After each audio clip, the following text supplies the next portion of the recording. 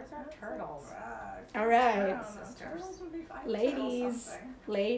We are interrupting us.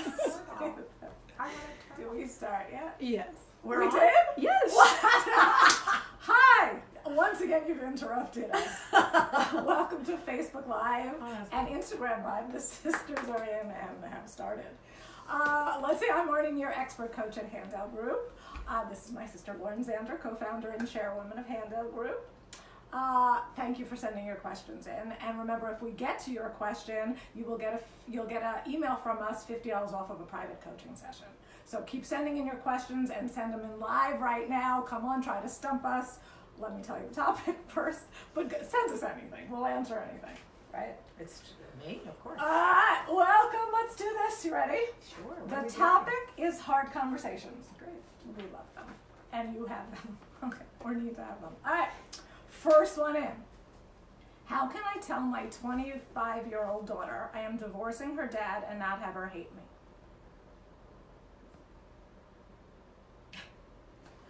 Okay.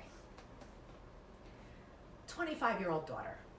Okay, so first of all, your 25-year-old daughter has a lot of opinions about your marriage already. And either you know them or you don't, right? You know them or you don't. And a 25-year-old daughter is not worried about you raising her anymore. She's worried about your happiness and her dad's happiness. And if both the two of you truly want to get divorced because for good, like, and it's not a violent, fucked up mess, then you're managing something that you don't know how she's going to react, because what she really cares about is that you're not lonely, that the money works, that dad's okay, you're okay. And so the two of you, you and your ex-husband-to-be, really need to let her, like, sit her down and let her know that you've made some real decisions about the future of your lives, and that you're going to be happier apart. We figured out how we're dividing the money. We figured, like, there's nothing for you to worry about, child. Your college is going to be like, well, no, there's no college at 25, but like, there's nothing for you to worry about other than we're both separating and we're not in love anymore, and we don't want to live together for the rest of our lives. We love you for the rest of our lives.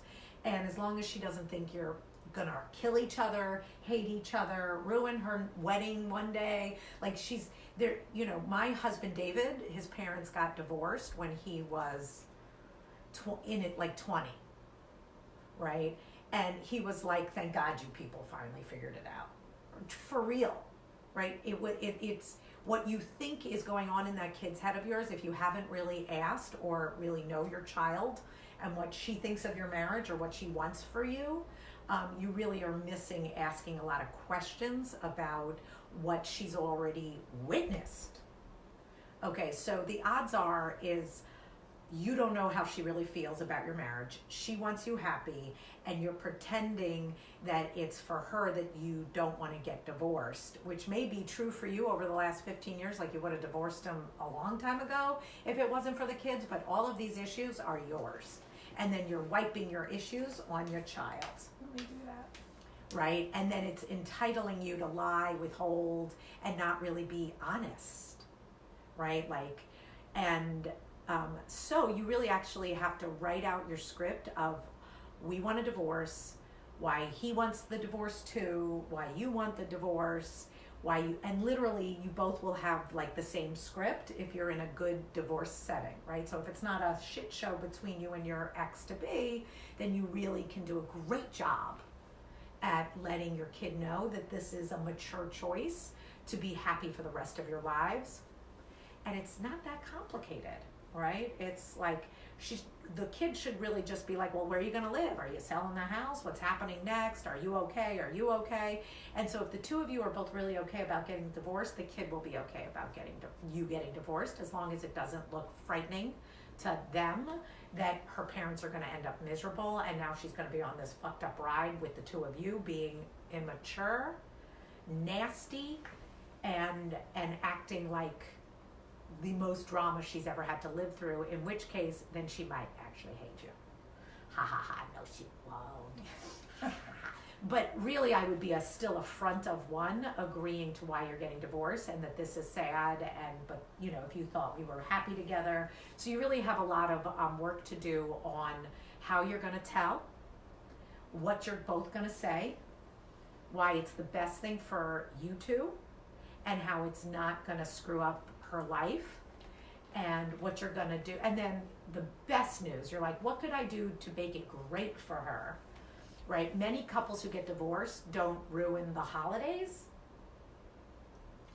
So that's really important, right? So if you actually could have Thanksgiving together, you could still do holidays together, and that would be the miracle you could produce, right? And you both, and if your ex and you are both rooting for you to find a new lover, and I can't wait to meet your new partner.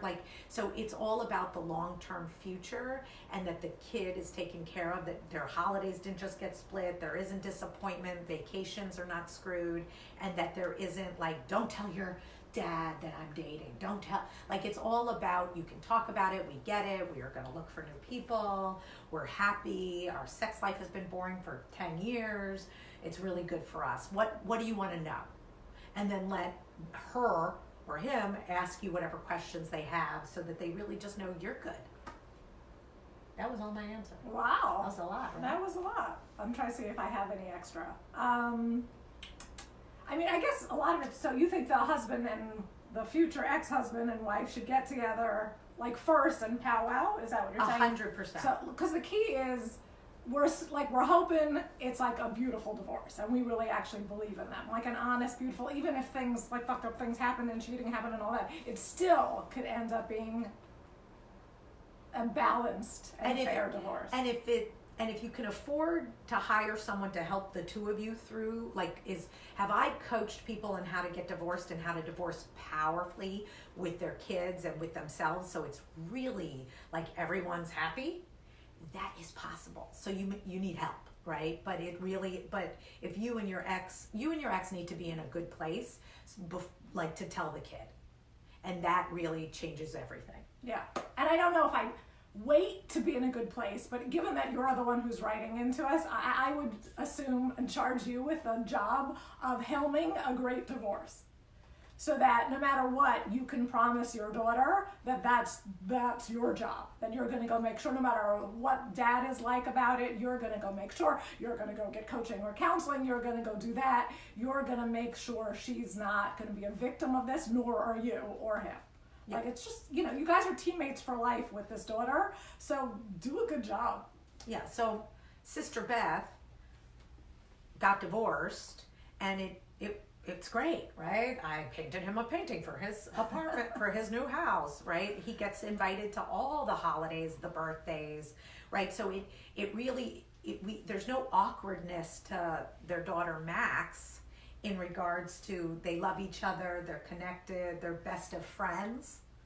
And, Armin was there when Beth brought her new boyfriend in. We knew the girlfriend, everyone was allowed to be in the room. And that makes it really great for the kid.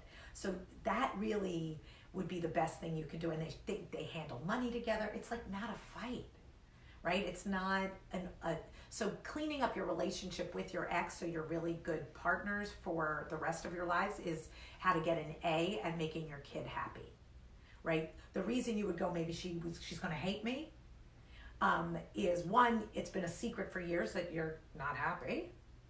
Right, if she knows, and then usually they're smarter than that, right? Your kid's probably smarter than that. So there's a lot of honesty that needs to happen on the way to having a really healthy divorce and a kid that's happy. And we laid out all the little pieces that need to happen. And if this sounds daunting, get a coach. We really do this every day of the week for people. Yes. Yeah. Awesome. Yes. All right, cool. Else? I think that's good. That's and a lot. Look, it really, I want to just pinpoint something else Laura said, that your daughter already has made up many decisions about marriage and love by watching you guys, so it behooves you, right, as her mom, to really go find out what she made up and clear that up for her, and have an open relationship with her about marriage and where you might have made a left or Yeah, and you're really taking yourself off some lying pedestal, like you kept it all perfect to keep her happy. But keeping things all perfect to keep her happy doesn't actually keep her happy. It makes her, date badly, right? Like if you really look into the fine print of what happens in being a liar or a martyr, is that it doesn't help the kid at all. So what Marnie's saying is like you really have a lot of intimacy and honesty and a deep relationship versus a pretense and I hope she doesn't hate me or like me based on her judgment of me, which means you guys aren't in it together. You've never been alive before. You've never raised a kid before. She's never been alive before. She's gonna maybe have kids in one of it. Like, so it's a deep learning moment of love and intimacy. And I have never met a human who knows how to human well. So don't be surprised you don't know how to human well and that you're doing it together too. And so by going, she's gonna hate me, that's like up on a pedestal, like only if you do it right based on what she sees. Like it's a lying pretense is what you're describing about all of your relationship with her, okay? Once a kid's, over 16, they can handle the truth. I know that's hard to believe. It's the lies that suck for them. Yeah, and what they're making up. So clearing all that up is awesome, and having her just know that it's adult to adult now. She's 25, right? You're really just having a great conversation with her. And then the odds are you have no idea necessarily what's going on in her dating life. And like, obviously you don't talk intimately because she would have asked you all these questions and made her judgments known because she has them. Yeah. Okay, good. Okay, good. We'll move on. A lot of information there. We could go for days. Yeah. And look, we have a download called The Art of Honesty, so you go do that. There's also going to be in the links. You could go have a consult with a human and find out more about coaching and what's possible for you. We've got a digital course that's coming out April 22nd. So there's we gave you a lot of information on learning to human better. It's 12 hours of coaching with Marnie Nir, right? And this was 15 minutes. 15. 4, but it 8. felt like 15. Still talking about it. 7. All right, onward. But that was probably really helpful for a lot of people. All right. I hate my best friend's boyfriend. I think he treats her horribly and is the worst person to have around. But, in all caps, she loves him and I love her. And it does seem like their relationship has improved a bit since the beginning. Should I tell her how I feel, or is it not my place? Should I stop holding a grudge against him just because he sucked in the beginning of the relationship? Yes. Okay. Moving on. Okay.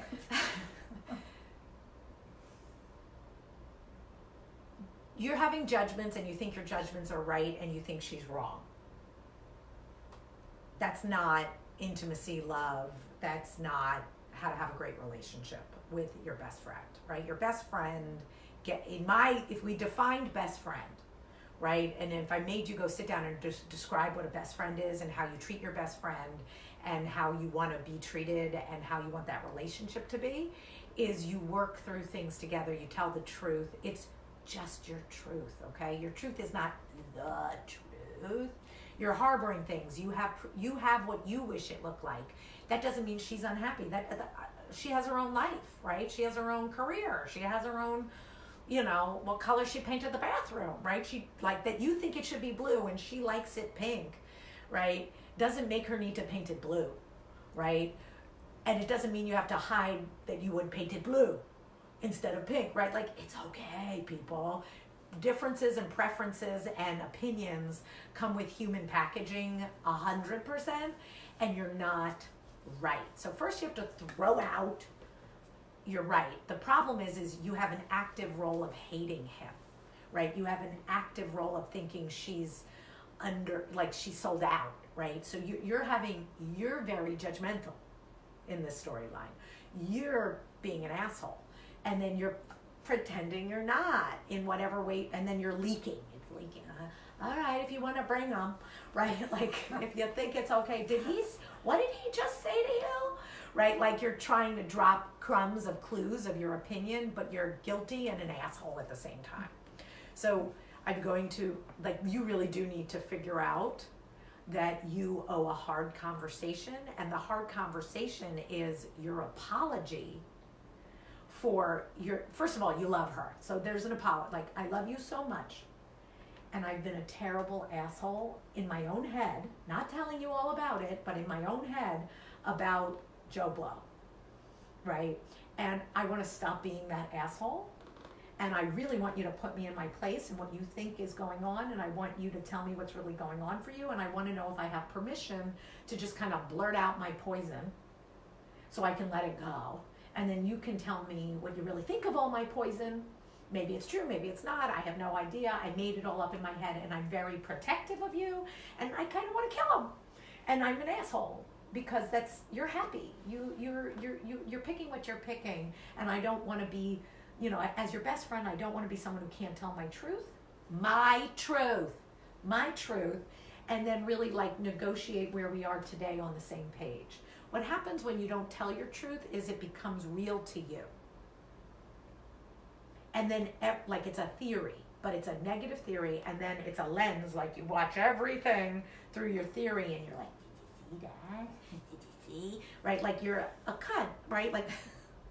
Right, you're watching, but I mean it from our word that I love called unconscious, right? You can defend it, but it's the only way you're in higher consciousness is if you're telling your dark side and then really having a deep dialogue between you and your best friend about what she thinks about what you just said. That was mean. No, he's great. Let her share to what you made up.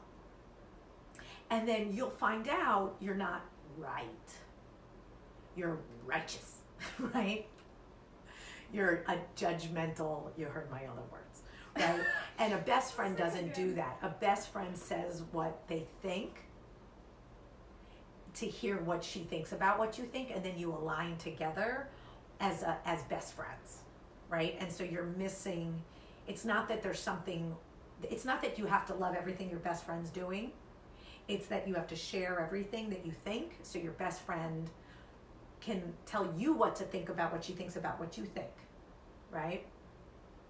And if you're real best friends, she'll get mad, she'll cry, it won't be that you both won't have feelings, but you'll sort it out together. And as long as your stance isn't, I hate this about him, this is what you made up in your head, and you're confessing all the shit you made up out of love for her, you're protective, and you made up all this shit, and what do you really think about all this? But this is how, Marnie will tell you how to download this and give her the rest of her.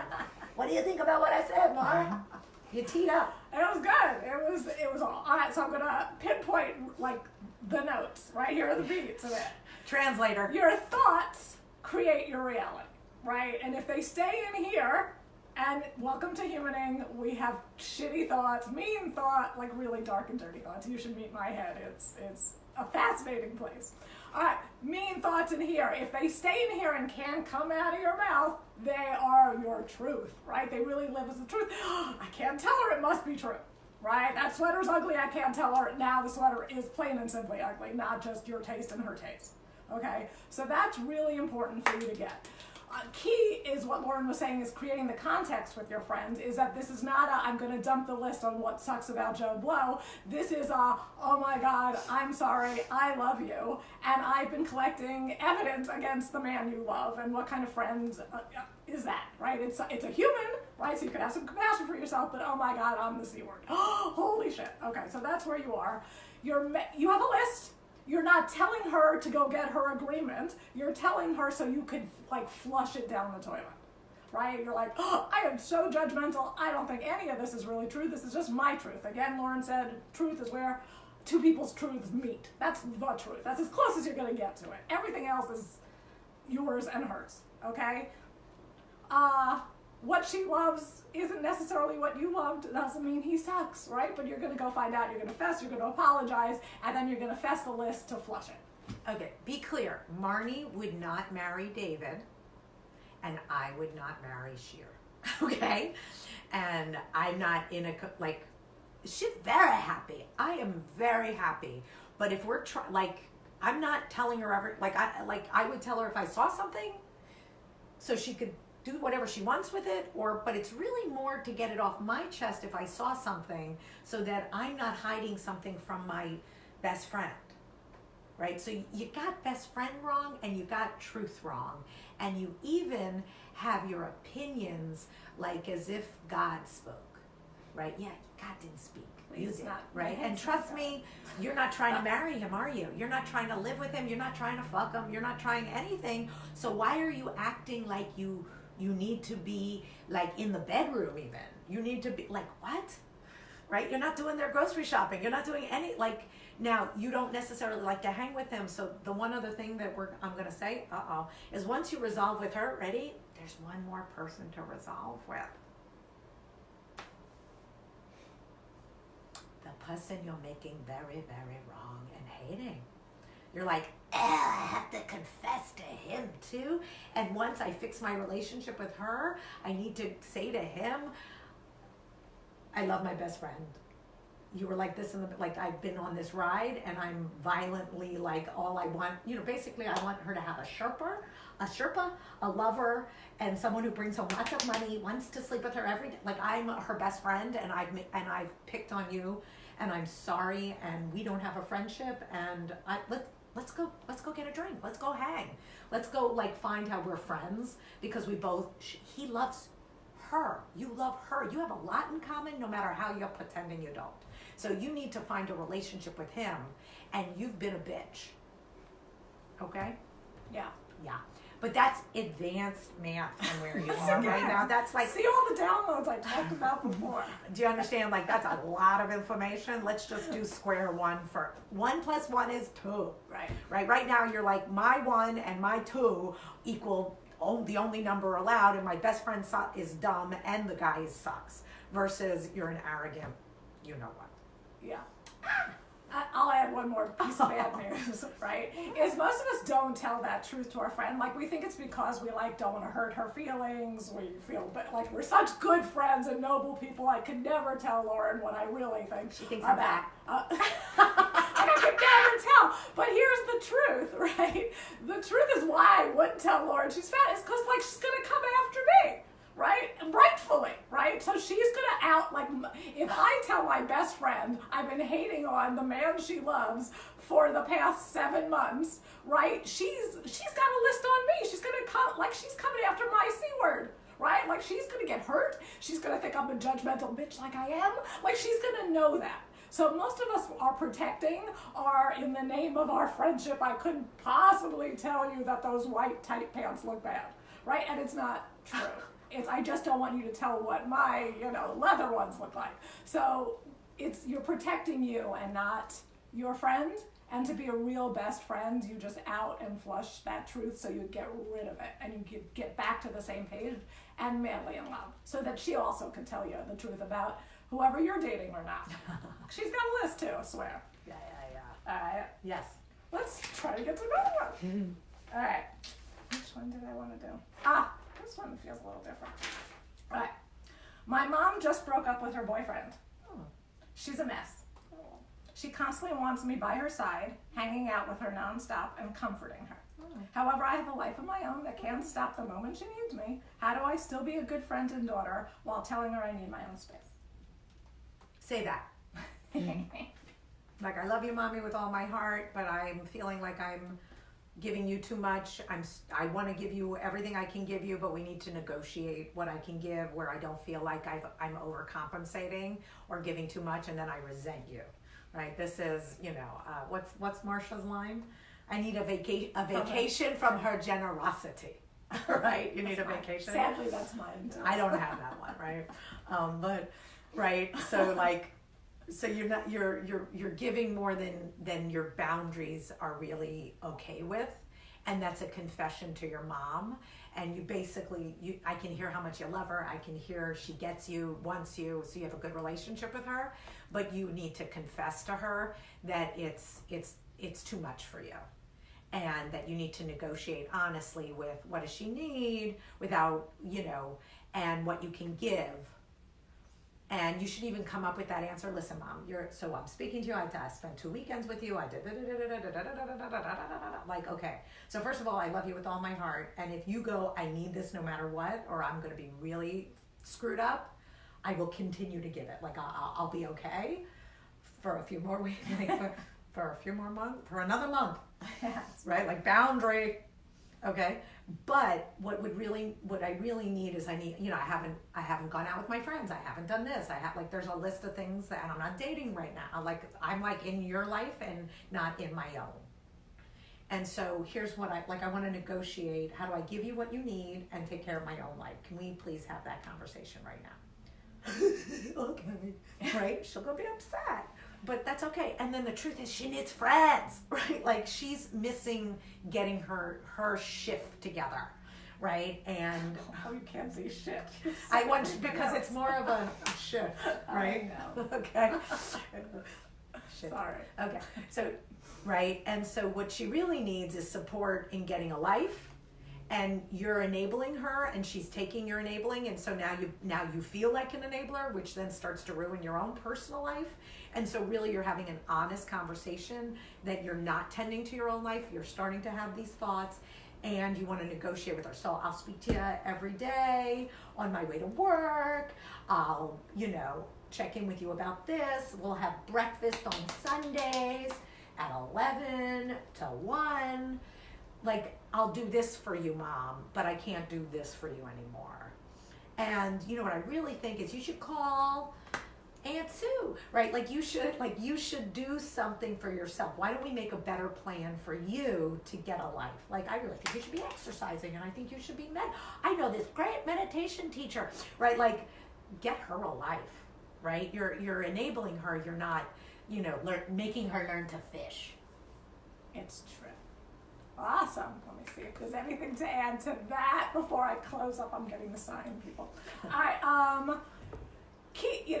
get like a helpful hint with how to have these conversations. I swear, whenever we get sent the questions, you're already answering it in your question, because you're like, how do I do this? I don't want my daughter to hate her, and I don't want my mother such a mess, and I love her so much. And that really is you're writing the beginning of your conversation, because you love. That's a frame. Right. You literally are framing it yourself. Right? You love them, you're sorry. Like, you've even been, look, your mom doesn't, like, every time you pick up the phone and nurse her, she has no idea you're like, again, right? So you're what I call training a terrorist, right? And so she doesn't know. She's like she has no idea she's seeping into your life because you've just let her. And I swear she doesn't want to. You take care of her, but then you'll go complain over here to a friend, so it's like martyrdom over here, right? So there's parts of, again, most of these conversations are apologies for I haven't told you. Right? And anyone can hear a hard conversation when it comes with what you're owning first, and you're sorry, and you love them, and you haven't told them the truth, and you want them just happy. So you know how to do this. I swear every human knows how to do it. You just don't want it. Yeah, you're going to have to be vulnerable, share your real feelings, say you're sorry, that I really don't want to hurt you, like I'm having a hard time. You're sharing about yourself. It's called vulnerability and intimacy versus perfect puppet show. Right.